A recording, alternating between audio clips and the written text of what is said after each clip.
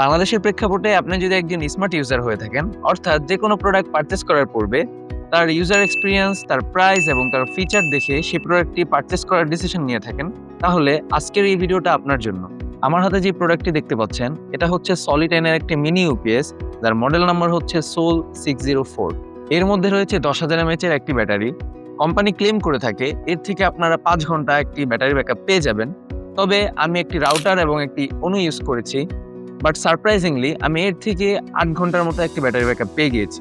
এটা totally depend করে আপনার ইউজেসের উপর। এই জিনিসটা আসলে কি দরকার?